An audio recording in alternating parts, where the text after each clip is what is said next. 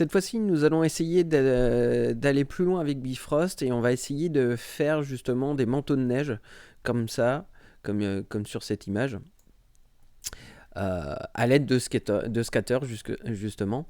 Et en petit bonus, je vous montrerai aussi comment faire comme ça un shader pour avoir aussi du détail de neige comme ça en texture. Alors, comment ça se passe? Premièrement, en fait, on va essayer de scatterer des points partout. Et dans un premier temps, on va essayer à travers un masque, de garder les points scatterés que sur le dessus du mesh. Donc basé au final par l'orientation de la normale, donc orienté vers le dessus. Donc déjà, je fais mon petit scatter comme ça. J'y ai mis un mesh de sphère et un shader de snow que j'ai appelé et que je vais devoir connecter d'ailleurs, qui est ici. Je vais le drag and dropper, le connecter dans Surface Material et du coup maintenant je vais générer des sphères. Donc là je commence avec ça, ça c'est mon rendu de base avec mon shader de base. Une roche assez sombre. Et donc là, maintenant, je génère des sphères partout. Voilà, comme ça. Donc on va vouloir faire un masque. Donc là, je me suis fait un petit compound. Donc je vais montrer déjà à quoi ça correspond. Hop, je branche le mesh ici. J'utilise ça en masque. Et on va voir que, voilà, je vais garder que sur le dessus de la surface. Avec un petit threshold comme ça. Donc si je vais mettre 0, et ben c'est que toutes les faces qui sont orientées 100% vers Y. Et plus je vais changer, là je vais mettre un seuil de tolérance de l'angle en fait. Voilà. Donc je vais mettre 55, ça m'ira très bien. Donc du coup je vais montrer comment c'est fichu. On va pas partir sur du advance, on va surtout juste décomposer les nœuds comment ils sont faits. Donc j'ai besoin d'un getPoint normal, d'un dot qui va être entre le getPoint normal et ici un vector value float où je vais lui mettre 1 pour donc évaluer la normale en Y. Je vais mettre a cos. Après je vais comparer greater or equal to avec, donc du coup on va regarder comment ça se passe. Donc là j'ai mis la valeur comme c'est un compound, j'ai mis ma valeur pour qu'elle soit affichable, voilà, ici, donc on peut la voir ici. Donc elle va rentrer ici, elle vient dans un nœud de float, on connecte dans un degré to radiant parce que du coup en fait on va l'évaluer, le threshold il est calculé en interne en radiant, mais nous on préfère quand même, ça nous parle plus le degré, donc on va se baser sur, on doit traduire ça. Et après en fait, si c'est plus grand ou égal à, ça donne une condition. Et donc, ça va permettre d'avoir une valeur, un masque, qui va être compris, qui va être soit 0, soit 1. Donc, du coup, ça va nous faire au final un truc en noir et blanc. Et donc, du coup, ça va nous servir. Ça va nous servir comme ça, comme masque, qu'on va reconnecter là. Donc, ça veut dire que là, on va générer des points que sur les surfaces qui ont 1 en attribut et pas 0 à travers le masque. Donc après un petit randomize point comme d'hab, je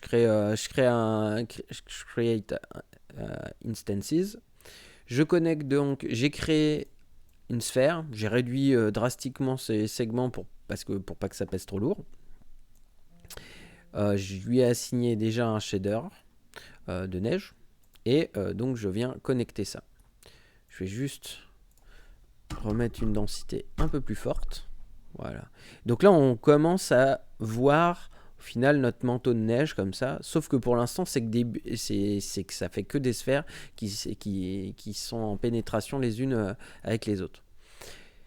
Et donc après, on va avoir un enchaînement à faire comme celui-là, où on va vouloir convertir d'abord la géométrie, c'est-à-dire que de base c'est de l'instance. Donc déjà on va utiliser un nœud qui s'appelle le bec instance géométrie qui va nous permettre de convertir les instances en un mesh combiné. Ensuite on va convertir ça en volume. Grâce à ça, ça va nous permettre de transformer un mesh en quelque chose dans un volume, donc quelque chose de vaporeux, on pourrait dire. Donc ce qui va nous permettre au final de supprimer toutes les... ça va faire un peu comme un booléen en fait, en quelque sorte, de toutes les sphères, en gardant au final que le volume à l'intérieur des meshs. Ensuite, on va du coup reconvertir ça en mesh. Et du coup, ça va nous... Et à la fin, je réassigne au final le même shader que j'avais mis de base. Comme ça, si j'avais voulu rendre avec les instances, je vous le déconseille, ça pèse... Enfin, c'est long à évaluer avant que ça commence à rendre. J'aurais pu rendre les sphères directement. Mais je viens assigner donc ce shader-là au résultat. Et on va aller regarder tout de suite ce que ça donne. Je vais pouvoir, une fois que ça aura mouliné, je vais pouvoir aussi débrancher comme ça la partie instance parce qu'elle ne m'intéresse plus. Et on va aller voir le résultat. Voilà. Donc là, ça me fait un manteau. Donc, je vais décortiquer un petit peu. Donc là, c'est pas très intéressant. Ensuite, on convertit tout volume. Donc, qu'est-ce qui se passe de base ? C'est-à-dire que j'ai tendance à mettre le fog density à 0.1. Donc, je vais remettre comme avant. Je vais remettre les réglages de base. Voilà. Donc, vous aurez ici l'offset, parce que vous allez avoir souvent un manque de détails, enfin une perte de détails, et vous ne serez pas si proche du volume d'origine. Mais sinon, plus vous voulez du détail, plus il faut descendre justement ce détail size. Et donc moi déjà j'ai tendance, si je mets un fog density à 1 de base, ça a tendance à être assez grossier.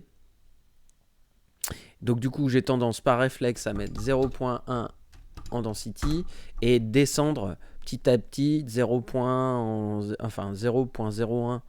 0.01 le data size, j'y vais tout doux, ce qui va permettre d'avoir un volume en fait qui va être le plus détaillé, enfin le plus proche du volume du mesh d'origine, ok, qui était là. Ensuite, on fait un volume to mesh.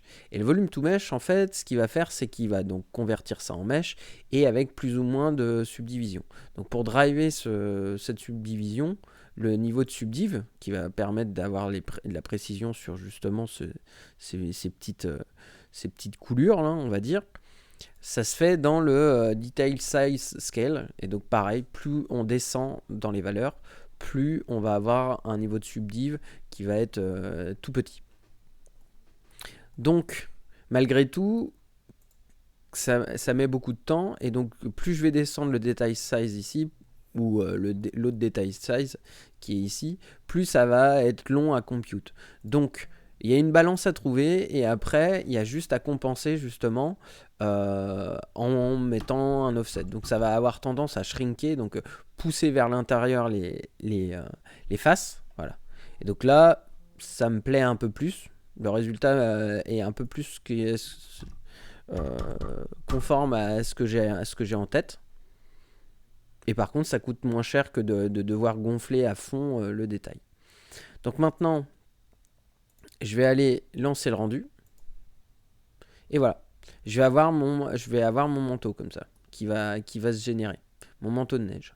Donc déjà, on est plutôt content.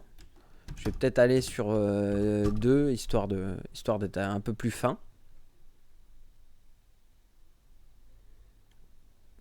Ouais, ça me suffira. Comme ça. Mais maintenant, petit bonus, on va voir pour le shader. Alors pour le shader, ça va pas être trop dur. Donc, j'ai mon shader de rock qui est comme ça. Et en fait, je vais venir intercaler. Je vais tout simplement faire tab et taper snow. Le shader de snow a pour avantage justement de faire un peu la même chose que mon compound de map on top. C'est-à-dire, il y a une surface color, donc là je vais y aller drag and dropper directement ce que j'avais dans ma base color à l'origine. Et le snow color, bon là je vais laisser 1. et je vais connecter dans le base color. Voilà, comme ça. Maintenant, je lance le rendu. Et donc là, ça va être pareil, même principe. Je vais avoir un threshold qui va me permettre de gérer la tolérance de l'orientation des faces. Et après, le depth decay va permettre de se dire, bah, par exemple, je voudrais peut-être avoir que de la neige que ici. Ou alors, justement, je veux être sûr que ça va toucher aussi les objets qui sont beaucoup plus bas. Et donc, voilà, c'est tout ce qu'il y a à savoir. Et ça nous donne ce résultat-là. C'est tout pour cette vidéo.